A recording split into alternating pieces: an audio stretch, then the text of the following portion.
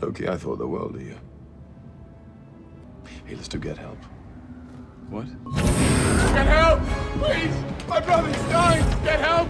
Help him! Hello everyone, welcome back to Villains May Cry. We're here to examine the villains and movies and shows and reveal why they're so terribly misunderstood and treated so unfairly.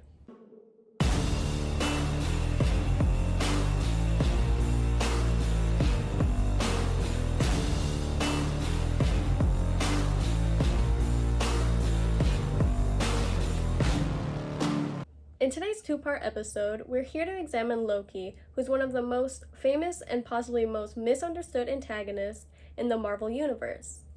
So it's important to understand his character and origin before looking at his motivations.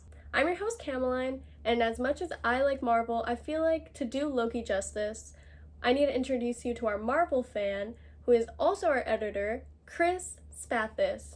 Hey Chris, what's up? Hey, what's up, Kameline? Thank you for having me.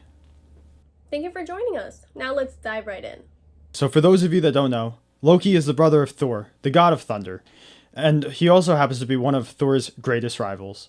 Loki, the god of mischief, is played by Tom Hiddleston, appearing in multiple movies and a show across the MCU. Now, what some of you might not know is that he is actually based on a character part of Norse mythology. Much like the cinematic, he is a cunning trickster, having powers such as illusion and shapeshifting. And he likes to just cause trouble for the fun of it, just to amuse himself.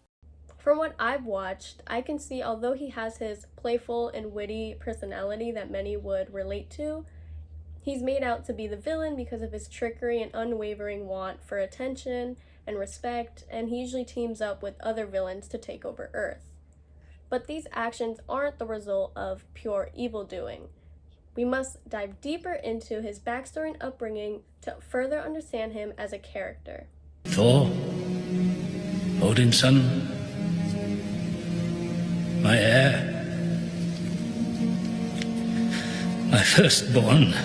Loki wasn't born in Asgard, but was born as Loki Laufeyson, the biological son of Laufey, the ruler of the frost giants in Jotunheim, that is the race that the Asgardians are raised to hate.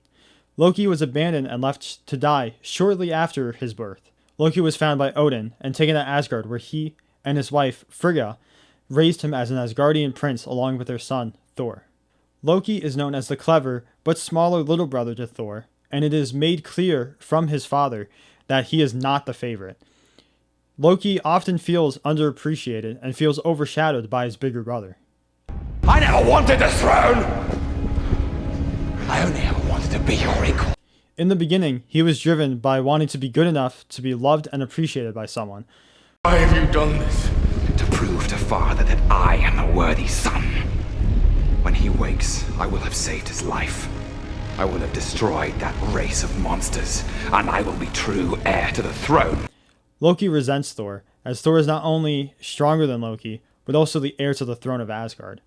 Loki wants to be respected and looked up to, but being that his powers are only illusions and lies, he feels that subjugating the people of Asgard is the only way to do so.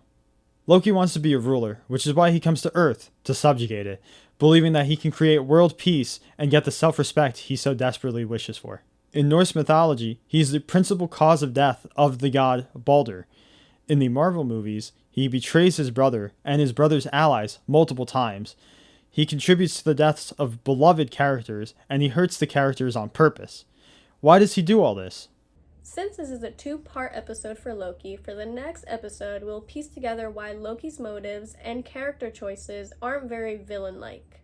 Thank you for watching Villains May Cry, and keep this question in mind for the second part. Were they really the villain, or were they just misunderstood? I'm Kameline. And I'm Chris. Thanks for watching!